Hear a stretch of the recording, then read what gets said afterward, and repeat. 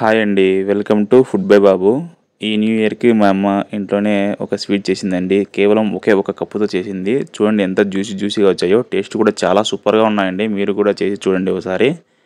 Video మొత్తం చూడండి skip చేయకుండా. ఇక వీడియోలోకి వెళ్దాం. ఎలా చేస్తుందో చూద్దాం మా అమ్మ. ఒక కప్పు గోధుమ పిండిని ఒక బౌల్‌లోకి తీసుకొని ఇందులోకి కొద్దిగా నూనె వేసుకోవాలండి. నెయ్యి ఉంటే నెయ్యి కూడా వేసుకోవచ్చు.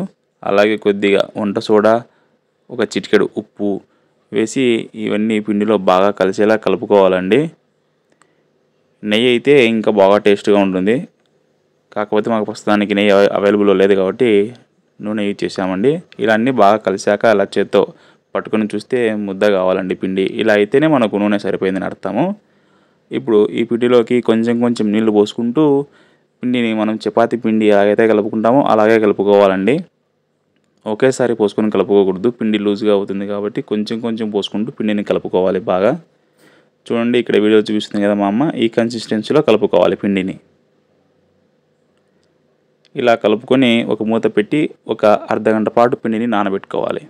అర్ధగంట సేపు తర్వాత ఫ్లోర్ మీద డస్టింగ్ కోసం పొడి పిండిని చల్లుకొని పిండిని చపాతీలాగా ఒత్తుకోవాలి.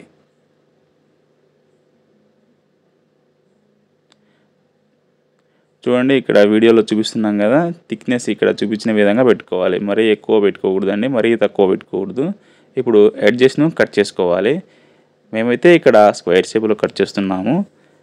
మీకు మీ ఇష్టం వచ్చిన షేప్‌లో కట్ చేసుకోవచ్చు.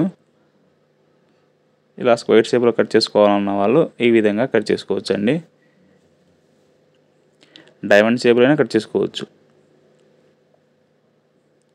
చూడండి ఈ విధంగా కట్ చేసుకోవాలి. థిక్నెస్ ఈ విధంగా వస్తాయి.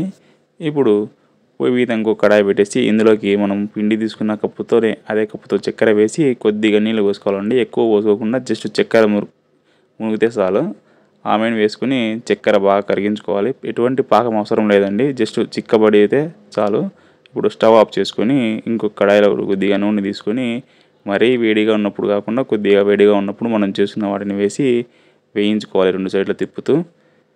మరీ ఎర్రగా వేయించుకోకుండా లైట్ గోల్డ్ కలర్ వస్తూనే ఇక్కడ వీడియోలో చూపించిన విధంగా సపరేట్ చేసుకోవాలండి వీటినన్నిటిని.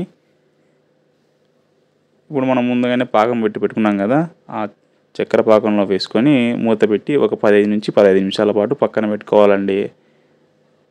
అంతే అండి. చూడండి ఎంత జ్యూసీగా ఉన్నాయో.